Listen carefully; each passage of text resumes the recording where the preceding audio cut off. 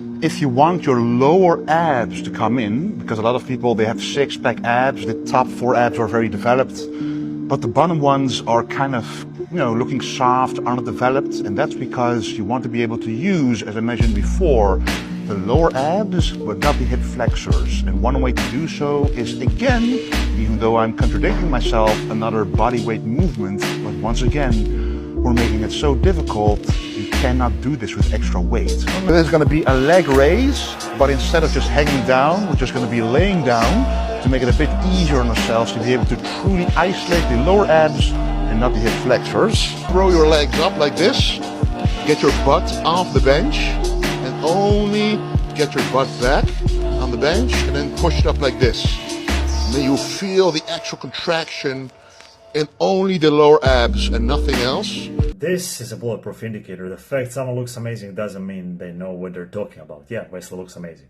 He won that Arnold Classic for a reason. Anyways, if you already train your abs directly, you already train your lower abs too. Because your rectus abdominis, your abs, always engage, activate as a single unit. You can specifically target or isolate upper from lower abs or vice versa, because they're not individual heads separated by different insertion and origin points. But you can change the center of the resistance, therefore bust lower abs.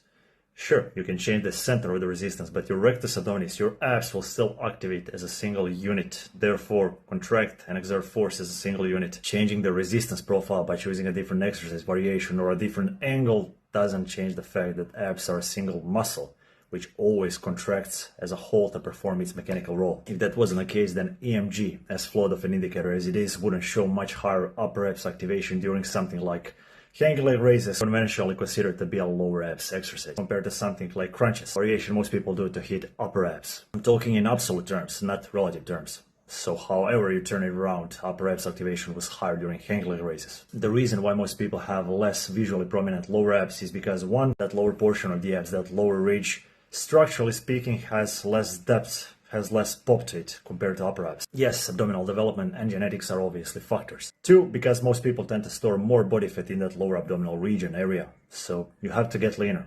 Caloric deficit. The thing is, during any kind of leg raise variation, hip flexors will take over portion of that load, portion of the resistance. There's just no way around it, because hip flexors are the ones flexing your hips, not your abs. But what you can do to minimize hip flexors involvement is, instead of just mindlessly lifting your legs up, what you should focus on is rotating your pelvis in. Basically visualize bringing your pelvis down rib cage through abdominal contraction, through shortening your abdominal wall. But that's pretty much all you can do. I bet a good money some brainiac in the comment section after all this crap I just said will ask me, "That's all cool, bro, but how can I train lower abs?" Just pay attention to the comment section.